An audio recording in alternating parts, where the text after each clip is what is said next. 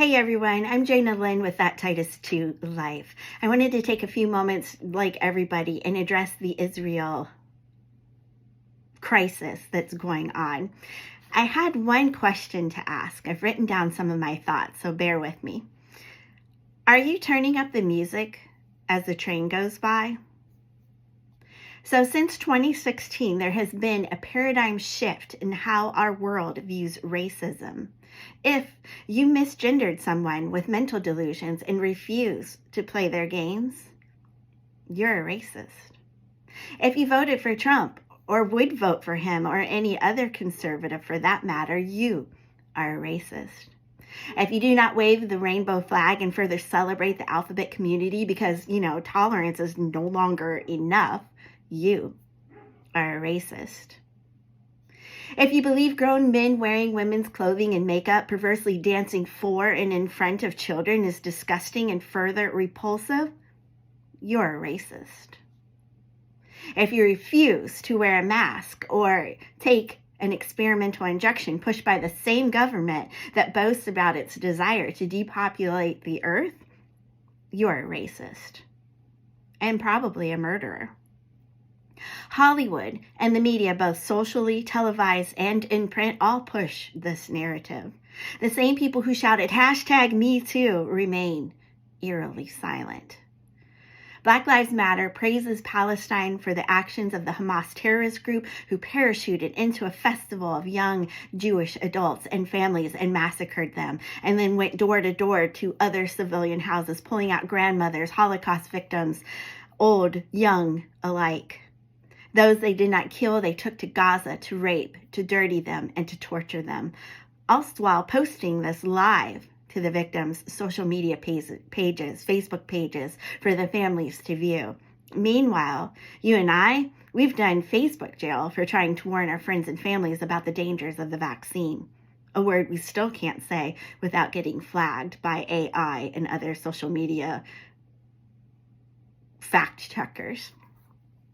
Black Lives Matter and others praise the terrorists for beheading babies and gutting pregnant women. People cry, Israel is being too harsh, even after multiple videos have come out from the Hamas saying that their intentions were to kidnap civilians, as many as they could, and to torture, kill, and rape them, again, to soil the women. This is not a people who desire peace.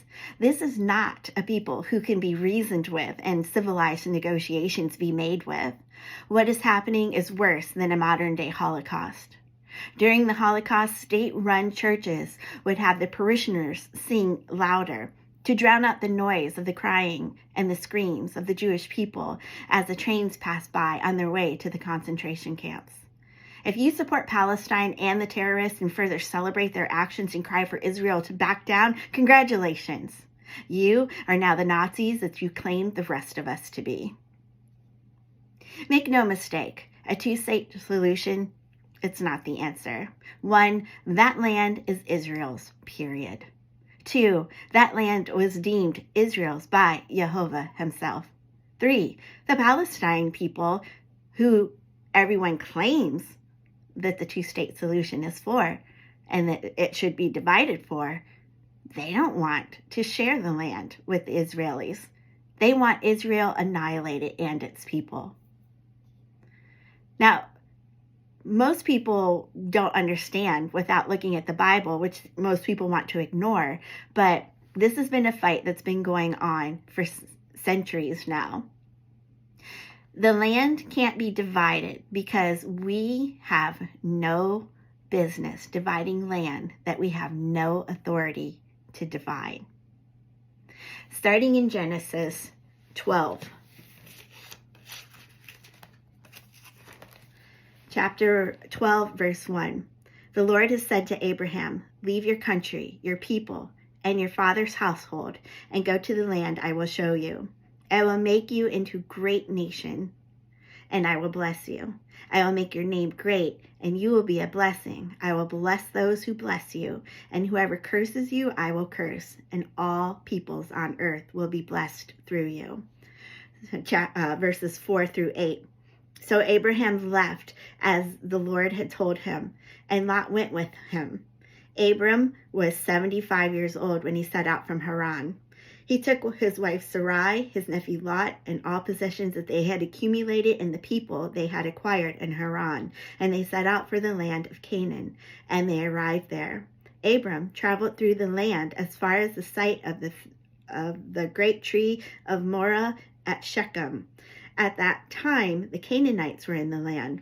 The Lord appeared to Abram and said, to your offspring I will give this land. So he built an altar there to the Lord who appeared to him. From there he went on toward the hills of Bethel and pitched his tent, with Bethel on the west and Ai on the east. There he built an altar to the Lord and called the name of the Lord. Then Abram set out and continued toward Negev. I will post a map in just a few moments that show you the actual land that was deemed Israel's by God. It's not that teeny little sliver that we currently see on the map. It's much bigger. The Lord said to Moses, this is Numbers 34, command the Israelites and say to them, when you enter Canaan, the land that will be allotted to you as an inheritance will have these boundaries. And this is where the map comes in. So look at it right here. Your southern side will include some of the desert of Zin along the border of Edom. On the east, your southern boundary will start from the end of the Salt Sea, cross south of Scorpion's Pass, continue to Zin, and go south of Kadesh Barnea. Then it will go to Hazar Adar and over to Asmon, where it will join the Wadi of Egypt and at the sea. Your west boundary will be the coast of the Great Sea. This will be your boundary on the west.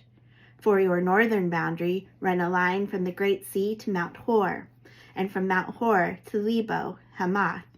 Then the boundary will go to Zedad, continue to Zipram, and end at Hazar Enan. This will be your boundary on the north.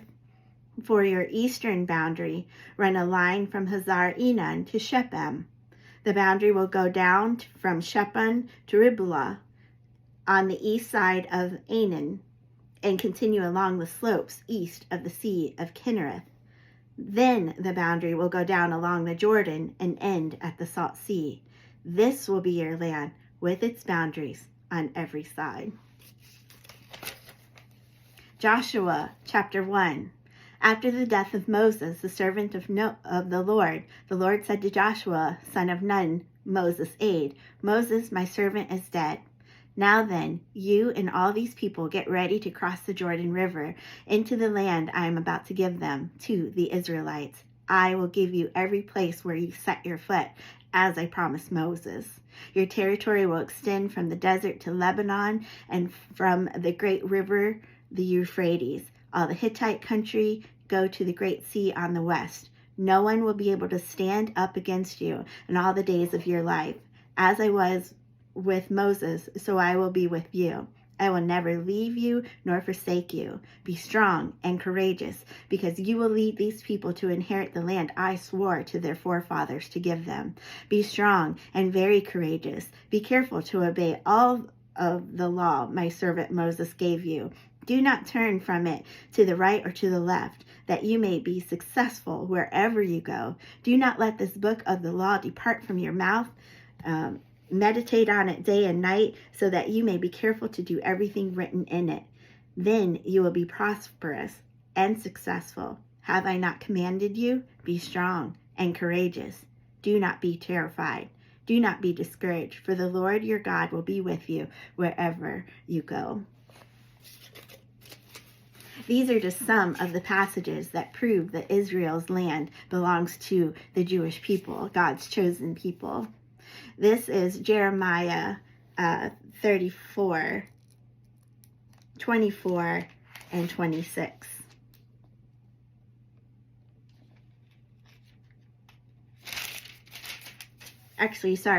Jeremiah 33, 24 through 26. Have you not noticed that these people are saying the Lord has rejected the two kingdoms he chose? So they despise my people and no longer regard them as a nation. This is what the Lord says.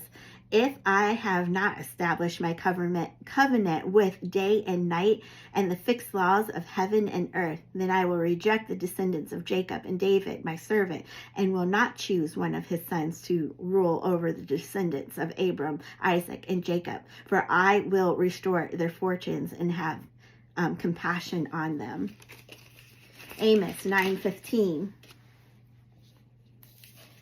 I will plant Israel in their own land, never again to be uprooted from the land I have given them. Zechariah 12:10. And I will pour out onto the house of David and the inhabitants of Jerusalem a spirit of grace and supplication. They will look on me, the one they have pierced, and they will mourn for him as one mourns for an only child, and grieve bitterly for him as one grieves for a firstborn. The land belongs to Israel. That's just some of the verses that are in the Bible. So if you're confused about who to vote for in this fight, you better choose the side of the Lord's army. Israel belongs to the people. I stand with Israel. If you stand with Palestine, then welcome, congratulations, you are a Nazi. Have a great day.